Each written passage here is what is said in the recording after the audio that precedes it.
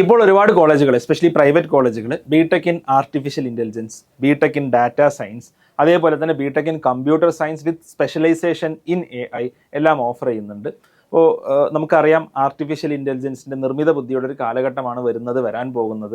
അതുകൊണ്ട് തന്നെ ആയിരിക്കും ഈ കോളേജുകളെല്ലാം ഇത്തരം സ്പെഷ്യലൈസ്ഡ് ആയിട്ടുള്ള ഒരു ബിടെക് പ്രോഗ്രാമുകൾ ഓഫർ ചെയ്യുന്നത്. പക്ഷേ ഇതിനെക്കുറിച്ച് അടിസ്ഥാനപരമായി നമ്മൾ മനസ്സിലാക്കേണ്ടത് എന്താണെന്ന് വെച്ചാൽ, നമ്മൾ പലപ്പോഴും ബിടെക് തിരഞ്ഞെടുക്കുമ്പോൾ, ബിടെക്കിൽ സ്ട്രീം തിരഞ്ഞെടുക്കുമ്പോൾ പല ആളുകളും അതെന്താണെന്ന് അറിയാതെയാണ് തിരഞ്ഞെടുക്കുന്നത്. ഉദാഹരണത്തിന് സിവിൽ എഞ്ചിനീയറിങ്ങോ മെക്കാനിക്കലോ അല്ലെങ്കിൽ കമ്പ്യൂട്ടർ സയൻസോ ഇലക്ട്രോണിക്സോ ആവട്ടെ, ഇതിൽ അൾട്ടിമേറ്റ്ലി എന്താണ് പഠിക്കാനുള്ളത് എന്ന് മനസ്സിലാക്കിയിട്ട് അത് നമ്മുടെ അഭിരുചിക്ക് യോജിക്കുന്നുണ്ടോ എന്ന് നോക്കിയിട്ട് വേണം നമ്മൾ ഇത്തരത്തിലുള്ള കോഴ്സ് തീരുമാനിക്കാൻ. ഇതിൽ എനിക്ക് രണ്ട് അഭിപ്രായങ്ങളാണ് ഉള്ളത്. ഒന്നാമത് നമ്മൾ ശ്രദ്ധിക്കേണ്ട കാര്യം എന്നുള്ളത്, നമ്മൾ എപ്പോഴും ഒരു UG കോഴ്സ് ചെയ്യുമ്പോൾ കുറച്ചുകൂടി ജനറിക് ആയിട്ടുള്ള ഫീൽഡുകൾ തിരഞ്ഞെടുക്കണം എന്നുള്ളതാണ് എനിക്ക് സജസ്റ്റ് ചെയ്യാനുള്ളത്. ഫോർ എക്സാമ്പിൾ, നമ്മൾ ബിടെക് എടുക്കുകയാണെങ്കിൽ നമുക്ക് ഒരു കോർ ബ്രാഞ്ചുകളായിട്ടുള്ള computer science, civil, chemical, electronics, electrical, mechanical എല്ലാം എടുക്കാവുന്നതാണ്. അതിന് കാരണം എന്താണെന്ന് വെച്ചാൽ, ഇപ്പം നമ്മൾ ഒരു ബിടെക് ആർട്ടിഫിഷ്യൽ ഇൻ്റലിജൻസിന് പോയിട്ടാണ് നമ്മൾ മനസ്സിലാക്കുന്നത്. കാരണം നമുക്ക് ഇത്രയും കാലം +2 വരെ നമ്മൾ AI കുറിച്ചൊന്നും പഠിച്ചിട്ടില്ല, അല്ലെങ്കിൽ നമ്മളിങ്ങനെ പുറത്തുനിന്ന് കേട്ടിട്ടുള്ള അറിവ് മാത്രമേ നമുക്ക് AI സംബന്ധിച്ചൊക്കെ ഉള്ളൂ. അവിടെ ആ കോഴ്സിൻ്റെ ഉള്ളിൽ ചെന്നിട്ട് നമുക്ക് മനസ്സിലാവേണ്ടത് എനിക്ക് പറ്റിയതല്ല എന്ന് മനസ്സിലായാൽ പിന്നെ നമുക്ക് രക്ഷപ്പെടാൻ ബുദ്ധിമുട്ടാണ്. നേരെ മറിച്ച് നിങ്ങളൊരു കമ്പ്യൂട്ടർ സയൻസ് ബിടെക്കിന് പോയി എന്ന് വിചാരിക്കുക. കമ്പ്യൂട്ടർ സയൻസിന് ബിടെക്കിന് പോയി കഴിഞ്ഞാൽ അവിടെ ഒരുപാട് കാര്യങ്ങൾ നിങ്ങൾക്ക് പഠിക്കാനുണ്ടാവും. പ്രോഗ്രാമിംഗ് ഉണ്ടാവും, സൈബർ സെക്യൂരിറ്റിയെ കുറിച്ച് നിങ്ങൾക്ക് പഠിക്കാം, AI, മെഷീൻ ലേണിംഗ്, അതേപോലെ തന്നെ അൽഗോരിതംസ്, ഡാറ്റ സ്ട്രക്ചേഴ്സ്, ഇങ്ങനെ പല കാര്യങ്ങളെക്കുറിച്ച് നിങ്ങൾക്ക് പഠിക്കാനുള്ള ഒരു വാസ്റ്റ് ആയിട്ടുള്ള ഏരിയാസ് നിങ്ങൾക്ക് കിട്ടും. അവിടെ നിങ്ങൾക്ക് തിരഞ്ഞെടുക്കാം, എനിക്ക് ഇന്ന സ്ഥലത്ത് എനിക്ക് അപ്സ്കിൽ ചെയ്യണം, അപ്പോൾ അതിന് ഞാനൊരു ഡിപ്ലോമ കോഴ്സ് ചെയ്യണം, അല്ലെങ്കിൽ അതിൽ ഞാൻ AI ഞാനൊരു MTech ചെയ്യണം, സൈബർ സെക്യൂരിറ്റിയിൽ ഞാൻ കുറച്ചുകൂടി ഡീപ്പായിട്ട് ഒരു അപ്സ്കില്ലിംഗ് പ്രോഗ്രാം ചെയ്യണം, അല്ലെങ്കിൽ അതിൽ ഞാനൊരു ഇന്റേൺഷിപ്പ് ചെയ്യണം എന്നുള്ളത് കുറച്ചുകൂടി നിങ്ങൾക്ക് മനസ്സിലാക്കാനും കുറച്ചുകൂടി ഏരിയാസ് ഐഡന്റിഫൈ ചെയ്യാനും സാധിക്കും.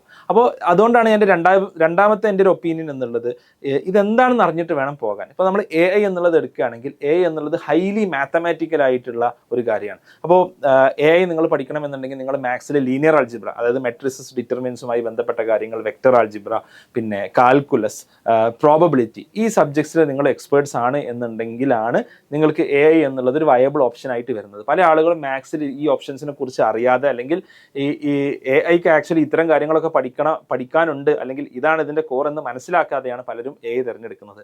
അങ്ങനത്തെ ആളുകൾ ഹൈലി മാത്തമാറ്റിക്കൽ ആയിട്ടുള്ള ഒരു പ്രോഗ്രാം, എന്നാൽ മാത്തമാറ്റിക്സിനോട് ആപ്റ്റിറ്റ്യൂഡ് ഇല്ലാത്ത ആളുകൾ തിരഞ്ഞെടുത്തു കഴിഞ്ഞാൽ അത് അവർക്കൊരു ഡിസാസ്റ്റർ ആയിട്ടായിരിക്കും ഉണ്ടാവുക എന്നുള്ളത് നമ്മൾ മനസ്സിലാക്കുക. അപ്പോൾ ഞാൻ സജസ്റ്റ് ചെയ്യുന്നത്, നിങ്ങൾ AIയിലോട്ട് പോകുന്നതിന് മുമ്പ് പ്രോബബ്ലി നിങ്ങൾ കമ്പ്യൂട്ടർ സയൻസിൽ ഒരു ബിടെക് എടുക്കുന്നതാണ് നല്ലത്. ഇനി ചില കോളേജിൽ BTech in computer science with specialisation in AI ഉണ്ട്. അത് അത്രത്തോളം പ്രശ്നം ഉണ്ടാവുമെന്ന് എനിക്ക് തോന്നുന്നില്ല. കാരണം പക്ഷേ നിങ്ങൾ സിലബസ് നോക്കേണ്ടതാണ്. കമ്പ്യൂട്ടർ സയൻസ് പഠിച്ചിട്ട് അതിൽ AIയിൽ 2, 3, 4 കോഴ്സുകൾ സ്പെഷ്യലൈസ് ചെയ്ത് ചെയ്യുകയായിരിക്കും ആ ഒരു പ്രോഗ്രാമിൽ ഉണ്ടാവുക. ഇനി ഇതിലൊക്കെ അപ്പുറം നമ്മൾ എഞ്ചിനീയറിംഗിന് പോകുമ്പോൾ നമ്മൾ ശ്രദ്ധിക്കേണ്ട കാര്യം, എഞ്ചിനീയറിംഗിൽ നിങ്ങൾ ഏത് കോഴ്സ് എടുക്കുന്നു എന്നതിനേക്കാളും ഏറ്റവും പ്രധാനം നിങ്ങൾ എവിടെ പഠിക്കുന്നു എന്നുള്ളതാണ്. ഓക്കെ, അപ്പോൾ നമ്മൾ ഇന്ത്യയിലെ ഏറ്റവും മികച്ച ഇൻസ്റ്റിറ്റ്യൂഷൻസ് IITs, NITs ഒക്കെ എടുത്ത് നോക്കിയാൽ അവിടങ്ങളിൽ ഈ AI കോഴ്സുകളൊക്കെ വളരെ കുറവാണെന്ന് കാണാൻ സാധിക്കും. എസ്പെഷ്യലി ഒരു UG ലെവലിൽ കുറവായിരിക്കും. അപ്പോൾ നമ്മൾ പലപ്പോഴും എൻട്രൻസിൽ നല്ല റാങ്കൊന്നും വാങ്ങാതെ നമ്മൾ ആവശ്യത്തിന് ബേസ് ഇല്ലാതെ ഏതെങ്കിലും പ്രൈവറ്റ് കോളേജിൽ പോയിട്ട് ഫാൻസി നെയിമുകൾ കേട്ട് ട്രെൻഡിനനുസരിച്ച് നമ്മൾ ഈ കോഴ്സുകളൊക്കെ എടുക്കും. എന്നിട്ട് എന്താ സംഭവിക്കുക? പലപ്പോഴും നമുക്ക് സപ്ലികൾ കൂടുതൽ കിട്ടും. ഈ പ്രൈവറ്റ് കോളേജിൽ പഠിച്ചിറങ്ങുന്ന പല ആളുകൾക്കും പ്ലേസ്മെന്റ് ഉണ്ടാവില്ല, അതുകൊണ്ട് ജോലി സാധ്യതകൾ കുറയും. ഇത്തരം പ്രശ്നങ്ങളിലോട്ട് ആളുകൾ പോകും. അപ്പോൾ ഇത് ഒഴിവാക്കാൻ നല്ലത്, ഞാൻ എപ്പോഴും പറയുക, ഒന്ന്, ഏറ്റവും ബെസ്റ്റ് കോളേജിൽ നിങ്ങൾ എഞ്ചിനീയറിംഗ് ചൂസ് ചെയ്യുക. ഇനി നിങ്ങൾക്കൊരു സ്പെസിഫിക് ബ്രാഞ്ച് ആവശ്യമുണ്ടെന്നുണ്ടെങ്കിൽ തന്നെ ആ ബെസ്റ്റ് കോളേജിൽ നിങ്ങൾക്ക് കിട്ടാവുന്ന ഏറ്റവും നല്ല കോളേജ് സെലക്ട് ചെയ്യുക.